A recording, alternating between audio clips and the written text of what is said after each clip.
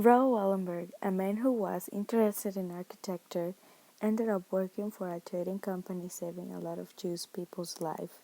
Raoul's father, an officer in the Swedish Navy, had died before his son was born, but Raoul stayed in close touch with his father's family. His paternal grandfather, Gustav Wallenberg, guided his education and his career. Wallenberg studied architecture in the U.S. and graduated, but then became interested in banking and international business.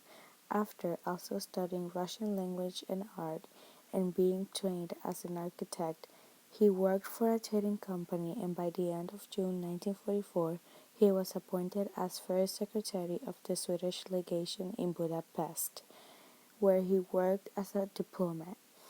Raoul Wallenberg was a very smart and humane person. Working as a diplomat, he was exposed to many Jews during the Holocaust and decided he wanted to help them. He worked really hard on his plan to save them and made sure he finished it. Raoul Wallenberg took a stand against the Nazis by giving Jews protective passes so they could get away from Nazi abuse and escape from Hungary and get to safety. During the Holocaust, the Nazis were killing thousands of Jews and many people were against the killings. Raoul was one of those thousands of many people. He was given his job in the Swedish government specifically to go to the Hungary and save the Jews. He was chosen because he had lots of traveling experience in Hungary from running his company, though he was too young and inexperienced, but his business partner fought hard for him to be chosen to run the rescue operation. He was chosen because he was a quick thinker, brave, and compassionate. This all happened in June of 1944. Raoul Wallenberg gained a lot of power because of his knowledge and experience around the world. With his power, he helped the Jews escape from the Nazis. He helped the Jews because he had some Jewish blood from his grandmother's grandfather, who was a Jewish by the name of Benedict, who arrived in Sweden at the end of the 18th century. He was also intrigued by the stories the Jews told him, specifically what they were going through.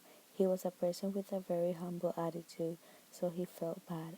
He gave out 1,500 and another 1,000 and 4,500. Eventually, he gave out 3 times more than he was allowed to. He was so high in power that he made passes that helped the Jews travel to Swedish. His passes were so respected that the Nazis would respect them and let the Jews free. He was not more powerful than the Nazis. After he was told about the Holocaust, he realized that it was true and wanted to help the Jews. He used his power to help them get away from the danger. He was sent to Hungary and demanded total power. When he arrived, 400,000 Jews had already been deported from Hungary. Only 230,000 out of 750,000 left. He created protective passes that German and Hungarian authorities would respect, but actually had no legal value. But his passes were believable enough that they fooled the Nazis and allowed the Jews to continue to be free. The point of the passes was to make the Nazis believe these Jews were actually Swedish so that they would travel to Hungary. At one point, though, there was a change in power, so he had a problem making more passes, but he met with the King of Sweden. He told the king about his passes, and the king accepted the contract that he had made about keeping the passes, and his passes were back on track. Even though the Soviet Union was suspecting that someone was against them, Wallenberg made all the passes and helped the Jews to get away without being stopped. He insisted on helping the Jews so much that he talked to the King of Sweden asking if the Jews could go to Sweden and live there safely. He did everything he possibly could have to ensure that they would be in safe place. Through his plan using fake passes, Wallenberg saved the lives of many Jews. After the protective passes plan, he started a safe housing program where he hid Jews and took care of them. He set up a series of 30 houses called the Swedish House, where Jews could be protected. The houses had Swedish flags and were considered Swedish territory, so the Nazis could not go in and take the Jews. These houses saved 15,000 Jews. Eventually, other neutral countries started setting up their own houses to save the Jews too. He made this house in the Swedish embassy where Jews in danger could stay and escape of the Nazis. Tom Lantos was one of Wallenberg's helpers who eventually became an American politician who served as a Democratic member of the U.S. House of Representatives. This shows that Wallenberg was not alone on any of his plans. He always worked on his plans with other people because he knew he would need some extra hands and important people as well, because without them his plan would have never worked.